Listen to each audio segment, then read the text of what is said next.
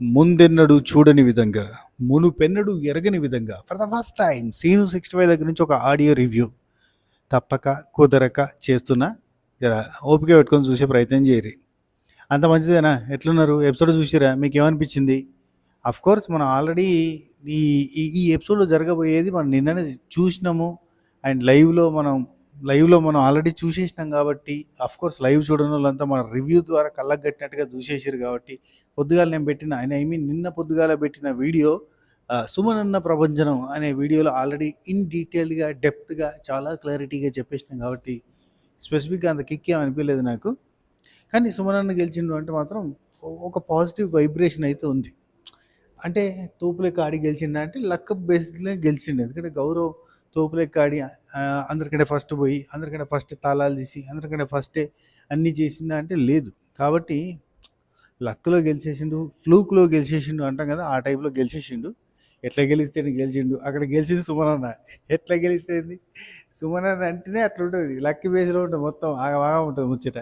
సరే ఇంకా ఎపిసోడ్లో మనం హైలైట్గా మాట్లాడుకోవాల్సింది ఏంటంటే ఆయేషా చేస్తున్న పంచాయతీలు. అబ్బా ఏందబ్బా పంచాయతీలు, అడ్డమైన పంచాయతీలు, అడ్డగోలు పంచాయతీలు. యాక్చువల్లీ పాయింట్ కరెక్టే, కానీ అనవసరంగా అంటే ఒక సందర్భం వచ్చినప్పుడు ఇప్పుడు తనుజ మీద పాయింట్స్ పెట్టాలి అంటే ఒక నామినేషన్స్లో పాయింట్లు పెడితే అబ్బా ఏమన్నా పెట్టిందా పాయింట్లు అంటాం. కానీ ఊగే ఉత్తగనే గాలికి పోయే కంప అన్నట్టుగా ప్రతి దాంట్లో ఏలు పెట్టి ప్రతి దాని అనవసరమైన చోట చిన్న ప్లేట్ గడిగే కాడ, చిన్న గిన్నె గడిగే కాడ రీతుని టార్గెట్ చేసినట్టు పెట్టడం, డిమాన్ని టార్గెట్ చేసినట్టు, కళ్యాణ్ని టార్గెట్ చేసినట్టు, కళ్యాణ్ని తనుజ విషయంలో టార్గెట్ చేసినట్టు, భరణి అని టార్గెట్ చేసినట్టు, ఊకి టార్గెట్ అంటే ఏముండదు. టోల్గేట్ లెక్క మిగిలిపోతాం అంతే. ముందుకు పోం, వెనక్కి రాము, అక్కడే ఉంటుంది టోల్గేట్. ఎట్లా ముందుకు వెనక్కి పోతుందా? అందరినీ టార్గెట్ చేస్తే నువ్వు టోల్గేట్ అవుతావు. ఇంకా నయ్యం పళ్ళు దూముకొని ఊసే కోల్గేట్ అవుతావు అనలేదంటారా? సరే, ఆయేషా ఇంట్రెస్టింగ్గా ఉంది కానీ ఇరిటేటింగ్గా కూడా ఉన్నది. అదే పెద్ద ప్రాబ్లం. మస్త్ అనిపించింది, అనిపించింది, రెండు రకాలుగా ఉంది. సో ఇది మేజర్గా ఆయేషకు ఉన్న మైనస్. అండ్ ఈరోజు ఎపిసోడ్లో చూస్తే మనకి ఆ నిఖిల్ వర్సెస్ గౌరవ్ టాస్క్ వీరోచితంగా సూపర్గా నెక్స్ట్ లెవెల్లో జరుగుతుంది. అబ్బాబ్బాబ్బా ఎదురు చూస్తున్నాం రయ్యా అన్నట్టుగా ఉంటే, అంటే ఈ సీజన్లో ఇంతవరకు అట్లాంటి ఎండ్యూరెన్స్ టాస్క్ కానీ అంటే వీరుల మధ్యలో పోరాటం కానీ జరగలేదు. అలాంటి పోరాటం జరుగుతుంది కదా అని మనం ఎక్స్పెక్ట్ చేస్తే కడియెత్తే అక్కడ పోరాటం బదులు పోరాటం జరిగింది. పోరాటం ఎట్లా జరిగిందంటే ఆయేషా లాంటి వాళ్ళు మళ్ళీ అక్కడ కూడా. అండ్ ఎస్పెషల్లీ తనుజనేమో అంటే తనుజ నిఖిల్కి సపోర్ట్ చేసిందా అంటే కొంచెం వాళ్ళ మధ్యలో ఫ్రెండ్లీ వైబ్ ఉంది. గౌరవ్తో కన్నా నిఖిల్తో కొంత ఫ్రెండ్లీ వైబ్ ఉంది. సో సపోర్ట్ చేయడానికి ట్రై చేసి ఉండొచ్చు. తనుజ సంచాలకంగా ఉంటే చాలా ఫేర్గా ఉంటుంది తెలుసుగా మనకి.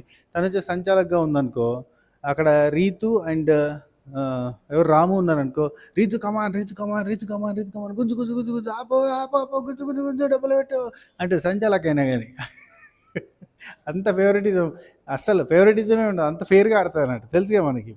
సో ఎంతో కొంత చూపించి ఉండొచ్చేమో, కానీ అక్కడ ఎవరైనా విన్నారా? ఫేవరెటిజం వర్కౌట్ అయిందా? వచ్చిన వాళ్ళు వచ్చినట్టుగా నిఖిల్కి చాలా ఎస్పెషల్లీ ఆయేషా లాంటి వాళ్ళు కొంచెం క్రూయల్గా కొంచెం కన్నింగ్గా ఆడడం వల్ల ఇప్పుడు కళ్యాణ్ని పిలిస్తే కళ్యాణ్కి కూడా కోపం ఉంటాయి ఇంత నిఖిల్ మీద. నిఖిలో నువ్వు నాకు మధ్యలో చేరుతున్నావు, నువ్వు అవుట్ కావాలి, నువ్వు కెప్టెన్ అయితే అమ్మా అని అనుకుంటాడు కదా, అంటే అనుకుంటాడేమో కదా అని అనిపించింది నాకు. సో ఓవరాల్గా అయితే నిఖిల్కి భారీ అన్యాయం, అంటే యాక్చువల్లీ అన్యాయం కాదు, ఫస్ట్ గౌరవ్కే పడ్డది వెయిట్, కానీ ఆ తర్వాత ఏమైపోయింది, వన్ సైడ్ వెయిట్ వేసారు. ఆయేషా వచ్చి 2 బ్యాగులు ఒకటే సైడ్ వేయడం, అది తన స్ట్రాటజీ అని చెప్పి తనుజ కూడా అనడము, సంచలకు కూడా ఒప్పుకున్నది. సో అలా వేయడంతో ఏమైందంటే ఓవర్ వెయిట్ అయిపోతుంది. ఒక్క సైడ్ ఓవర్ వెయిట్ అయినప్పుడు బ్యాలెన్స్ అనేది ఉండదు. అట్లా ఇంబ్యాలెన్స్ అవ్వడం వల్ల నిఖిల్ జల్ది అవుట్ అయ్యాడు. లేకపోతే ఇది చాలా లెంత్గా జరిగేది, లాంగ్గా జరిగేది, అప్పుడు కిక్ వచ్చేది. పృథ్వీకి ఇంకొకరికి జరుగుతుంది కదా పోయిన సీజన్ లెవెల్కి, పృథ్వీకి గౌతమ్కేనా ఎవరికో జరుగుతా అబ్బా నాకు గుర్తొస్తలేదు, చెప్పురి కింద కామెంట్ చేయరి. పృథ్వీకి గౌతమ్కే అనుకుంటా. ఆ టాస్క్లో కూడా చాలా బాగా ఆడిరు అన్న పేరు వస్తుంది. అండ్ ఇప్పుడు మనకి మన మహాబాలుడు ఉన్నాడు కదా అర్జున్ అంబాటికి మన యావర్ ప్రిన్స్ యావర్కి జరిగే టాస్క్లో కూడా మంచి పేరు వస్తుంది, మంచి కిక్ వస్తుంది మనం చూసేటోళ్ళకి కూడా. సో అట్లాంటి కిక్ రాలే ఈ టాస్క్లో, తుస్సు అనిపించారు. వెయిట్ చేస్తున్నాను నేను ఈ టాస్క్ కోసం, తుస్సు అనిపించారు. ఇక ఈ ఎపిసోడ్ మొత్తంలో మనకి ఈ అలకల చిలకలు ఎవరు, అదే యాక్చువల్లీ తనుజ ఉన్నంతసేపు తనుజనే అలకలు అనుకుంటే, ఇప్పుడు నాతో జట్టు కట్టలేదు, నువ్వు నాతో ఉంటేనే కంఫర్టబుల్గా ఫీల్ అయ్యేదాన్ని అని రమ్య విషయంలో అలిగింది మాధురేఖ. సో ఆ అలక నాకు నచ్చలే. ఎందుకు నచ్చలేదంటే బేసిక్గా ఆ అలకలో అంటే తను చెప్పిన స్టేట్మెంట్కి ఆపోజిట్ స్టేట్మెంట్ లాగా ఉంది కాబట్టి ఆ అలక నచ్చలేదు నాకు. మామూలుగా తను ఏం చెప్పింది, అదే మన ఎప్పుడు బంధాలొద్దు, బాండింగ్లొద్దు, ఇక్కడ వచ్చింది బండాలు కలుపుకోవడానికే, బోండాలు తినడానికే అని కూడా చెప్పింది కదా. కట్ చేస్తేనేమో ఈమె నీ మీద చాలా ఎక్స్పెక్ట్ చేస్తున్నా, నువ్వు చాలా బాధ పెట్టావు నన్ను, చాలా అంటే చాలా నీ మీద చాలా ఎక్స్పెక్ట్ చేసుకున్నా, ఎవరు ఎక్కడ పోయినా నువ్వు నాకుంటావు నేను నీకుంటా అనుకుంటే నువ్వు మాత్రం కాదనుకున్నావు అంటే ఆల్రెడీ నేను దీని గురించి మాట్లాడుతుంటే నువ్వు మాట్లాడకంటది. మాట్లాడితే అక్క మాట్లాడకపోతే క్లియర్ కాదు. నేను సాయి ఒక లుక్ ఇచ్చుకున్నాం టాస్క్ అనగానే, ఫస్ట్ టాస్క్ అనౌన్స్మెంట్ జరగగానే ఒక లుక్ ఇచ్చుకున్నాం కాబట్టి, సో అతను నేను జట్టు కడతామని చెప్పి అనుకున్నాం అని అనుకున్నామని చెప్తే ఆమె అనేది బాధపడుతుంది. ఈ బాధపడద్దు కదా, ఇక్కడ బంధాలు కలుపుకోవడానికి వచ్చినావు, బాండింగ్స్ కోసం వచ్చినావు కాదు కదా. అది నాకు అనిపించింది. అట్నే ఆయేషా ఓడిపోయి అంతగానే ఏడిచింది. కోర్స్ అక్కడ రీజన్ ఉంది, నాకు చాలా పాజిటివ్ రీజన్ అనిపించింది. కళ్ళు సరిగ్గా కనబడకపోవడం వల్ల లాస్ అవ్వడం చాలా బాధాకరం. కానీ అది ఎంత రేంజ్లో ఏడ్చిందంటే ఆమె సెల్ఫ్ హార్మింగ్ చేసుకుంది. దీని మీద నాగార్జున గారు ఖచ్చితంగా క్లాస్ పెడతారని నాగార్జున గారి క్వశ్చన్ పేపర్ నాగార్జున గారు ఇవి అడిగితే బాగుంటుందని ఒక వీడియో చేసిన కదా, ఆ వీడియోలో చెప్పిన. అండ్ నేను అది అక్కడ అప్డేట్ ఏం తెలుసుకోకుండానే చెప్పిన.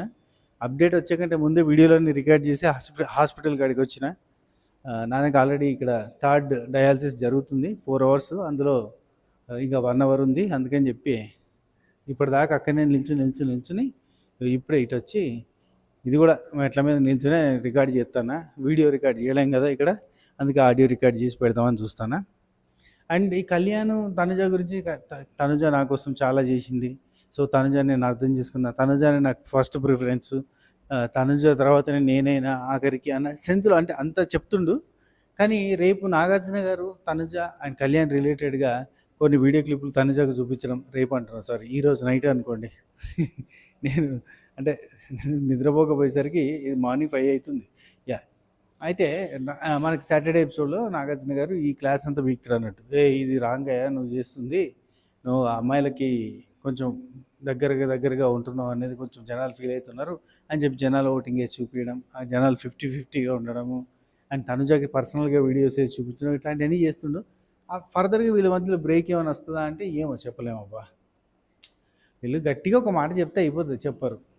ఏందో ఆమె చెప్పది, అసలు తనుజ చెప్పాలి గట్టిగా ఒక మాట, ఆమె చెప్పది.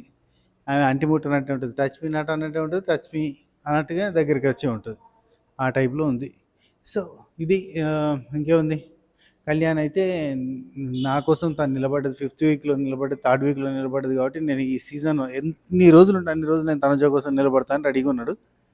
మీరు నిలబడండి, మేము కూర్చుండి షో చూస్తాం, చప్పట్లు కొడతామని నాకున్నది. అండ్ ఇంకా ఎపిసోడ్ హైలైట్ థింగ్ ఏంటంటే వాకీ టాకీని ఫోన్ లాగా వాడిన గౌరవ్, అయినా గెలిచిన గౌరవ్. అండ్ ఓడిపోయాక కూడా అంత అయిపోయింది, సావు కబురు సల్లగానే సినిమాలాగా, అంటే అంత ఒడిచింది మొత్తం ముచ్చట అయిపోయాక కూడా రమ్యాది ఇంకా తాళం ఓపెన్ అవుతలేదు. అక్కడ సాయిబాబు ఉన్నాడు, అయ్యా ఓపెన్ చేస్తలేడు, మెల్లగా ఓపెన్ చేసి రమ్య అంటుంది పద గంట కొడతాం, ఏంటి పరిస్థితి, మన పొజిషన్ ఎంత అంటుంది, పొజిషన్ ఏముంది ఆల్రెడీ అయిపోయింది ముచ్చట, ఏం పర్లేదు మెల్లపోదాం పద అని చెప్పి మెల్లపోయారు. అంటే ఎంత కూల్గా ఉన్నారంటే, వెరీ కూల్ గైస్, ఆ రేంజ్ కూల్ అసలు ఇంకెవరు ఉండరు, అంత రేంజ్లో కూల్గా డీల్ చేసిరు ఆ టాస్క్ని. నాకు భలే నవ్వొచ్చింది వల్ల. అంటే అసలు కొంచెం కూడా టెన్షన్ లేదు, కొంచెం కూడా బాధ లేదు, ఓడిపోయిన లేదు. కానీ అట్ ద సేమ్ టైం సుమనన్న గెలిచినప్పుడు హౌస్ అంతా కూడా సపోర్ట్ కొట్టిన విధానం కానీ, హౌస్ అంతా కూడా మెచ్చుకునే విధానం కానీ, ప్రతి ఒక్కటి కూడా సూపర్ అనిపించిందమ్మా నాకు. అంటే వాట్ హెల్తీ ఎన్విరాన్మెంట్ అబౌట్, అంటే ఓన్లీ సుమనన్న గురించి ఎంత హెల్తీ ఎన్విరాన్మెంట్ ఉంది కదా, మస్తు ఖుషి అయిపోయారు అందరు. అక్కడ గౌరవ్ గెలిచిన అనేది ఎవరు పట్టించుకోలేదు, సుమనన్న. అండ్ ఎపిసోడ్ క్లైమాక్స్లో సుమనన్న అట్నే గౌరవ్ వీళ్ళిద్దరు కలిసి బెడ్రూమ్ని సాక్రిఫైస్ చేస్తారు చూడు, కెప్టెన్సీ బెడ్రూమ్ని ఎవరైతే అమ్మాయిలకు ఇబ్బంది అవుతుందో బెడ్ లేక వాళ్ళకి ఇచ్చేస్తున్నా, 3 షేరింగ్లో చేసుకుంటున్నారు చూడు, అట్లాంటి ఇబ్బందికరమైన ఉన్న వాళ్ళ కోసం ఆ బెడ్రూమ్ ఇచ్చేస్తున్నాం ఆయుష లాంటి వాళ్ళ కోసం. మేము వాళ్ళు ఎక్కడైతే అడ్జస్ట్ అవుతారో మేము అక్కడ అడ్జస్ట్ అవుతాం అన్నారు చూడు, అక్కడ ఎక్కేసారు ఒక బెడ్, మీరు ఎక్కేసారు అన్నట్టుగా అనిపించింది. సో ఇది మ్యాటర్. ఈ ఎపిసోడ్లో ఇంకేమైనా ఉందా మ్యాటర్? మ్యాక్సిమం కవర్ చేసిన. ఏదైనా కవర్ చేయలేదంటే ఇంకేం పంచాయతీలు ఉంటాయి. లేక్ పంచాయతీలు ఏమైనా కవర్ చేయకపోతే కవర్ చేయకుండా ఉండొచ్చు. ఎపిసోడ్ చూస్తే మాత్రం హైలైట్ థింగ్స్ అయితే గివే, ఈ 2 టాస్క్‌లు. ఆ తర్వాత ముచ్చట. హ్మ్. గౌరవ్ యాక్చువల్లీ లైవ్‌లో గౌరవ్ గమ్మత్ చేసిండు. ఏందంటే అసలు సుమనన్న ఏవటి ఆగమైపోయింది. సుమనన్న గౌరవ్, గౌరవ్ తప్ప ఇంకేం అనట్లేదు. నేను ఎట్లా చేయాలని చెప్పి హిందీలో అంటాడన్నమాట. హిందీ, ఇంగ్లీష్‌లో అంటే అక్కడ అందరూ అందుకున్నారు. కామెడీ చేసిర్రు కదా ఇయాల. ఒరేయ్! వాకీ టాకీ వాడాలి, సెల్ ఫోన్ లాగా కాదురా, పక్కన ఒక బటన్ ఉంటది. అది ఒత్తి మాట్లాడితే వినబడుతదిరా రేయ్ అని చెప్పి అందరు కామెడీ. కొంచెం ఎంటర్‌టైనింగ్‌గానే తీసుకొని పోతుర్రులే గౌరవ్‌ని. తెలుగు రాదు, హిందీ, ఇంగ్లీష్ మాత్రమే కదా. సో అక్కడ కొంత ఫన్ జనరేట్ చేయడానికి ట్రై చేస్తుండ్రు. అండ్ గౌరవ్ కూడా స్కోప్ ఇస్తున్నాడు. స్ట్రాంగ్ కంటెస్టెంట్, టాస్కులలో ఖతర్నాక్ ఆడుతుండే, at the same time fun చేయడానికి, తన మీద ఫన్ చేయడానికి స్కోప్ ఇస్తున్నాడు. అండ్ ఇమాన్యుల్కి, బర్నీ అన్నకి మెల్లగా కోల్డ్ వార్ అనేది స్టార్ట్ అయింది.